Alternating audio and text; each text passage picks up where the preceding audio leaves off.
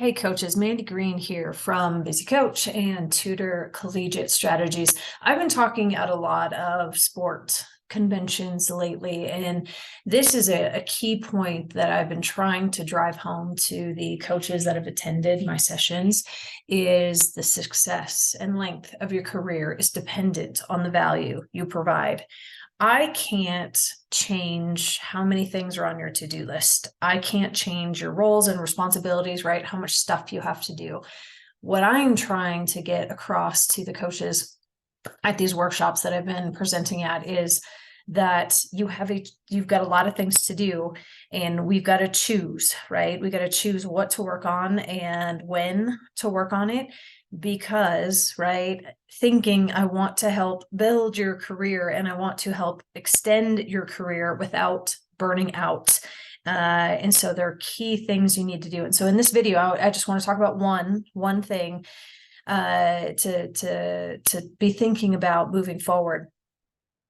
A few things that I find are problems for coaches is busy. Oh, I'm so busy, right? I think coaches kind of love feeling busy, right? Because if you're busy, it kind of feels like you're needed and you're wanted and you're being important, but it doesn't. Being busy does not equal value. The other thing I know is that a lot of coaches are patting themselves on the back for the number of hours they're working. Who cares how many hours you're working and how is that working for you, right? If you're working 24/7, don't think you got to work 24/7 just because everybody else is working 24/7. That's crap. What do your athletic directors want, right? And if you're an assistant coach, what does your head coach want, right? What does your team want? They want results, right? They want you to win. They want you to graduate student athletes, provide a good experience, right? Those are things that are results based. Who cares how many hours it takes to do that? I want to get rid of the hustle and grind culture of college athletics and get you thinking more strategically about how you're setting up your day, because there are little strategic things that you can do to provide more value in less time. Not that you have to work less, but you can now choose with that extra time you've created, because we're working more efficiently and effectively, to maybe coach more, right? Or spend more time with your team, or go home and actually have the mental and emotional, physical capacity to actually do things outside of like hobbies and be there and more present for your family.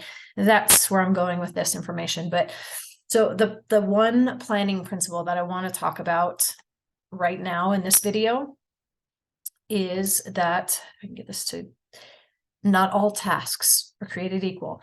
There are a million things you could do, but not all of them will get you the return, right? And get you the results that will help build your program, right? So there's 80, right? The 80-20, only a few will help build your program. So I want you to think about, instead of just writing out all the things you have to do every single day, think about creating a results list. Results, right? Meaning building growth, thinking the future of your program, not just being stuck in all the operational tasks that you might have to do. A couple ideas of different results that you could focus on. If you're a recruiter, what is the next thing you could get a recruit to? What is the next step, right? You could get them to take. What is, with things like this is another process map. What is, based on the segments of recruits that you have, what is the next thing you could get them to do?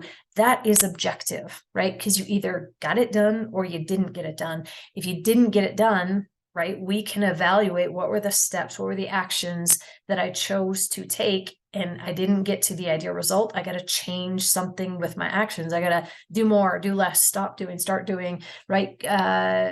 Until I get to that ideal result, right? We got to keep changing things in the process, but we got to, set it up, results list.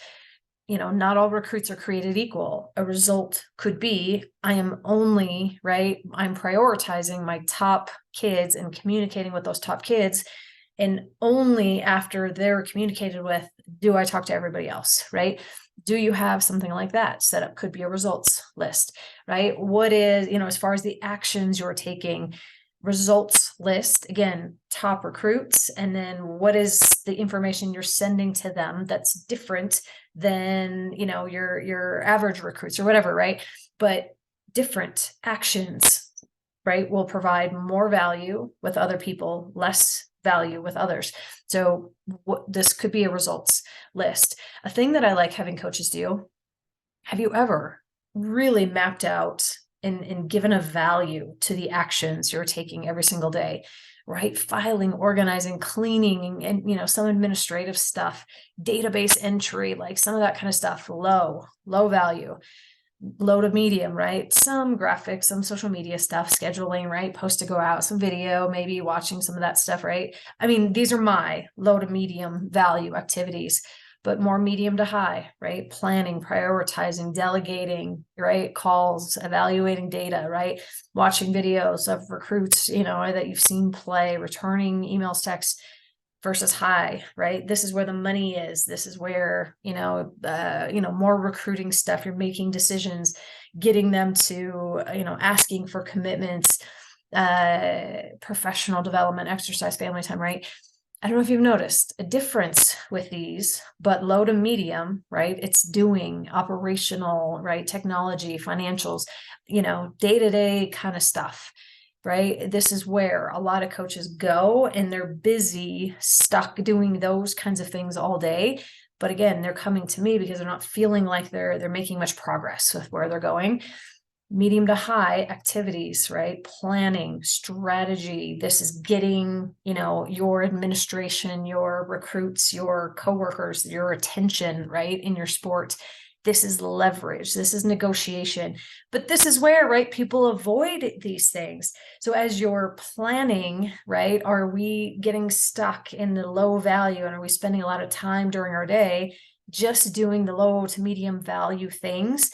And if we are, right, again, thinking length and success of your career might be why you're not maybe moving ahead as far as you possibly could. It's just the choices we're making and what we're working on, I love always starting with a master to-do list. We got to get everything out of our head and onto paper, right? So we can prioritize, but it helps to know, not just think what's right in front of us day by day, but big picture. What do we got going on this week?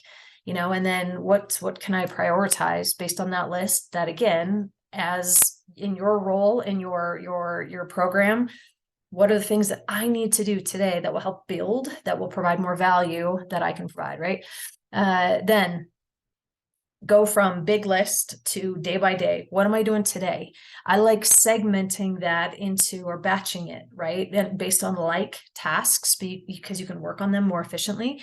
But right, day by day, what am I doing on the sheet? But then I've got to prioritize, so that is a to-do list, right? But what are, of all the things you mapped out that need to get done today, what are the key things?